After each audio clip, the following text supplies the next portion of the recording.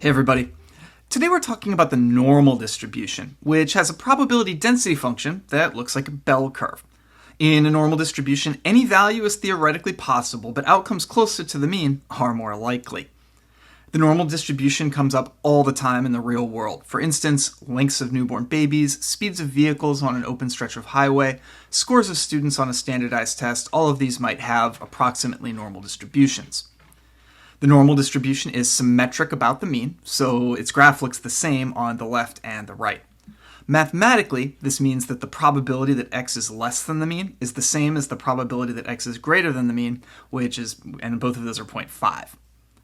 Normal distributions can be wide and shallow or narrow and tall, and the difference there is just the standard deviation, or equivalently the variance, which is the square of the standard deviation.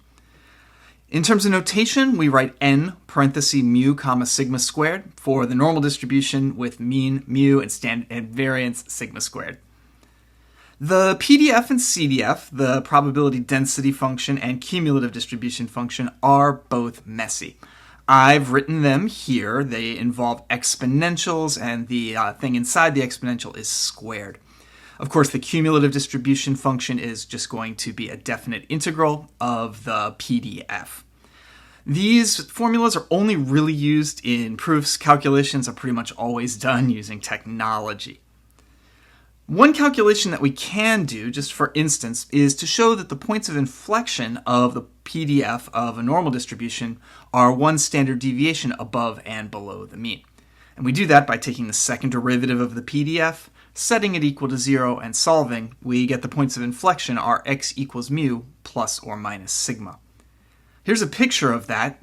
Graphically, this means that that one standard deviation above the mean and one standard deviation below the mean are the places on the graph where the shape changes from being sort of hill-shaped to valley-shaped.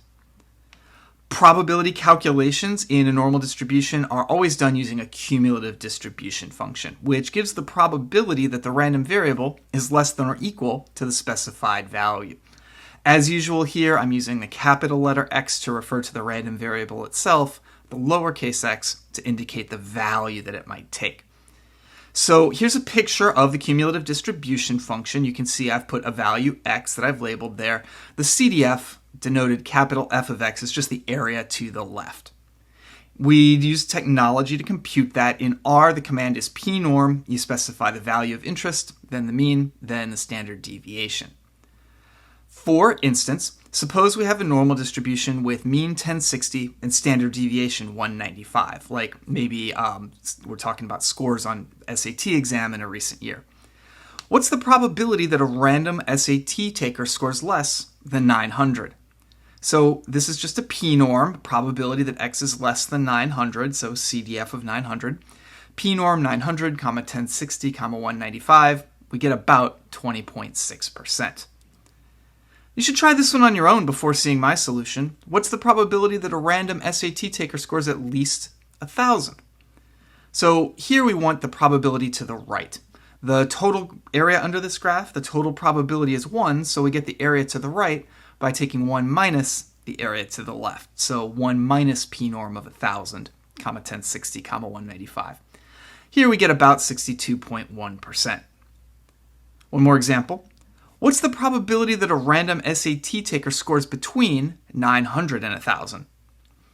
So this time what we're going to do is we're going to get the area to the left of 1,000 and then subtract off the area to the left of 900. So big F of 1,000 minus big F of 900. We do those using the pnorm function again, and in this case we get about 17.3%. The moment generating function of a variable with a normal distribution is e to the mu t plus sigma squared t squared over 2, as I'm showing here. And this can be used to verify that the expected value of such a random variable is actually mu. We do that by taking the first derivative of the moment generating function with respect to t, then plugging in t equals 0. When we do that, we get mu, and you can see a little bit of that calculation here. Showing that the variance of x is actually sigma squared is just only a little bit more involved.